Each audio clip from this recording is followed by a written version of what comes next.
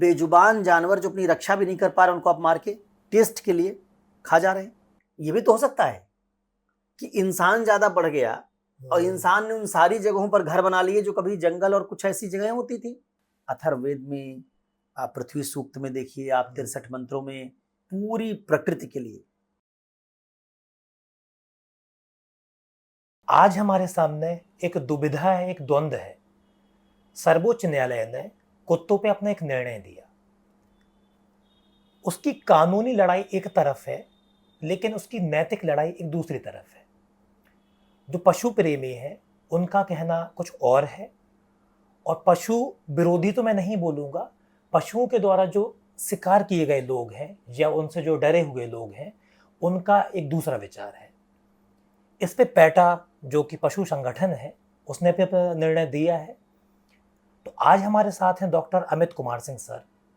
Sir से हम जानना चाहेंगे सर, इस कानूनी लड़ाई को अलग हटाते हुए पशु प्रेमियों का निर्णय, हमारे देश में जो पशु या कुत्ता जो पशु है उसकी जो जनसंख्या बढ़ रही है उसकी जनसंख्या का मुद्दा, और तीसरी तरफ इन पशुओं के द्वारा जो इंसानों पे हमले किए जा रहे हैं वो एक तीसरा पक्ष है। इन तीनों के बीच में वो सामंजस्य क्या होगा, वो नैतिक दृष्टिकोण क्या होगा जिसे हम समझ पाए। देखिए, आपने जो सवाल पूछा है जी, अपने सवाल में ही आपने कहा कि उसमें कानूनी पक्ष एक तरफ है और नैतिक पक्ष दूसरी तरफ है। तो जो श्रोता इस चर्चा को सुन रहे हैं उनके लिए शुरुआत में ही मैं ये एक विभाजन करते हुए चलूं कि हमारा जो कानून है वो कई बार पूरी तरह से मानव केंद्रित है। उसमें मनुष्य की भलाई का आयाम है। उस मानव की भलाई से अगर पर्यावरण कहीं जुड़ता हो, वन्य जीव कहीं जुड़ता हो, तो उसके संरक्षण की बात इसलिए की जाती है। उसमें वन्य जीव या बाकी जो दुनिया के अन्य पशु पक्षी हैं उनको साध्य मान के दृष्टिकोण नहीं अपनाया जाता। साध्य इंसान रहता है, उसके साथ साथ बाकी लोगों के अस्तित्व को बचाने का मामला होता है। लेकिन नैतिकता में वैसा नहीं है।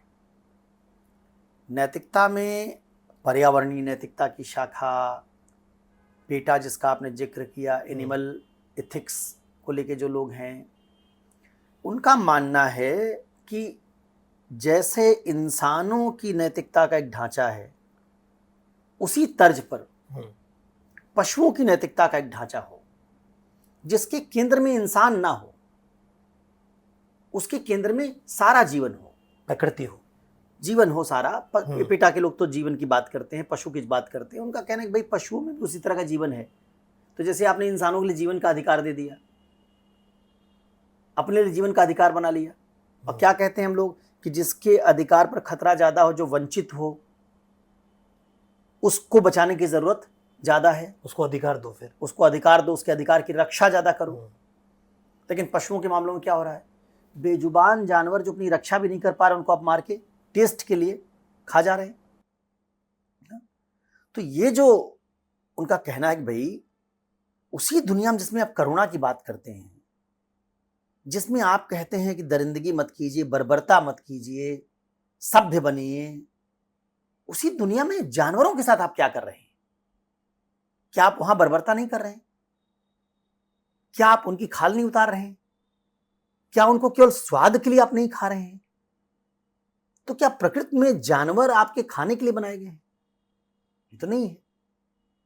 तो उनका कहना है भाई कि जिस जीवन के अधिकार को आप मांगते हैं वही जीवन का अधिकार जानवरों को क्यों नहीं मिलना चाहिए? तो दुनिया को देखने का नजरिया जो हमने बनाया, हम पढ़े लिखे लोग हैं, समझदार लोग हैं, हम कविता कहानी लिख के, लेख लिख के और न्यायपालिका जाके अपना दुख दर्द कह सकते हैं, न्याय मांग सकते हैं। पशुओं के पास तो ये क्षमता नहीं, तो जिंदाबाद मुर्दाबाद कर नहीं सकते, वो तो न्यायपालिका में न्यायालय जा नहीं सकते। तो जो ये सब नहीं कर सकता है उसको तो आपने नैतिकता से बिल्कुल बाहर कर दिया। तो एक पर्यावरणीय नैतिकता इससे भी ऊपर की, वो पेड़ पौधों को भी शामिल कर लेती है। तो नैतिकता में आजकल ऐसी धाराएं हैं जो कहती हैं, देखिए मनुष्य की जनसंख्या अगर बढ़ जाएगी तो क्या आप ज्यादा मनुष्यों को धरती पर सस्टेनेबल नहीं होने पर उनकी आबादी क्या मार देंगे, कलिंग कर देंगे उनकी? नहीं। तो फिर कुत्ता बढ़ जा रहा है इसलिए आप उसको मारना चाहते हैं?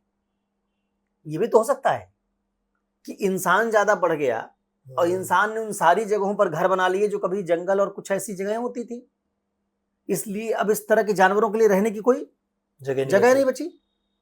इसलिए जिनको आप आज शहर कह रहे हो कभी जंगल थे।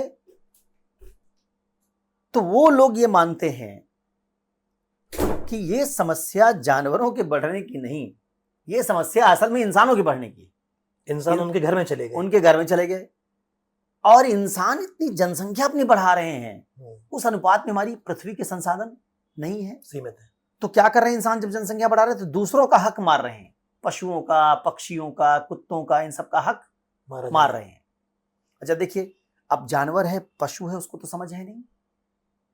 मान लीजिए आप रात में भी गाड़ियां जोर से लेके जाते हैं, हॉर्न बजाते हुए, स्पीड में एक्सीलरेटर उसका देते हुए, आवाज हो रही, कुत्ता सो नहीं पा रहा है, तो उसमें बिहेवियरल चेंजेज हो रहे हैं। वो रात में सोने के समय पीसफुल समय रहता, सो जाता, सुबह अपना टहलता, अब रात में भी नहीं सो पा रहा है। तो जब उसका स्लीप साइकिल डिस्टर्ब हो रहा है तो इरिटेट हो रहा है, तो हमला कर रहा है, उसमें एग्रेशन बन रहा है, चिड़चिड़ापन आ रहा है।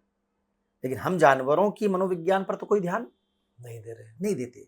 तो पशु प्रेमी जिनको आप कहते हैं वो कई तरह के तर्क उठा रहे हैं। उनका कहना ठीक है, कुत्ते एग्रेसिव हो रहे, एक समस्या है, इसमें कोई दो राय नहीं। बच्चों पे हमला कर दे रहे हैं, कई बार बड़ों पर हमला कर दे रहे हैं, कल को मुझे भी कुत्ता हमला कर दे, मैं भी चाहूंगा कि उस कुत्ते को पकड़ लिया जाए। लेकिन क्या नैतिकता सिर्फ हमारी इस तरह की परेशानियों के आधार पर निर्णय ले लेगी? नैतिकता में आप निष्पक्षता चाहते हैं या फिर किसी आदमी के इमोशन के आधार पर आप जजमेंट बनाना चाहते हैं? अगर नैतिकता में निष्पक्षता चाहते हैं तो कल मुझे कुत्ता काट ले तो मेरी भावना तो होगी कि इस कुत्ते को मार ही दो, लेकिन निष्पक्षता तो ये नहीं है। तो वो लोग ये कह रहे हैं कि भाई इस मामले को एनिमल और ह्यूमन बीइंग के कोएग्जिस्टेंस के तौर पर देखो। जानवरों के लिए कोई पॉलिसी बनाओ जिनसे जानवरों को भी सुरक्षित पीसफुल एनवायरनमेंट मिल सके। उनके साथ क्रुएल्टी मत करो। तुम समझदार हो, जानवर समझदार नहीं है, वो काट रहा है। तो जैसे एथिक्स में हम लोग थ्योरी पढ़ते हैं, उसको कहते हैं फ्री विल, संकल्प की स्वतंत्रता। आपने जो अपनी मर्जी से काम किया आप उसके लिए उत्तरदायी हैं। लेकिन मर्जी से हम काम तब मानते हैं जब आपके पास विकल्प एक से ज्यादा हो। और हम मानते हैं पशुओं के पास ये फ्री विल नहीं होती, इसलिए पशु कोई काम ऐसे मर्जी से नहीं करते, इसलिए उनको अकाउंटेबल नहीं माना जाता। इंसान अकाउंटेबल है, इंसान को समझ है। तो इंसानों को समझना होगा कि पशु ऐसा अटैक क्यों कर रहे हैं।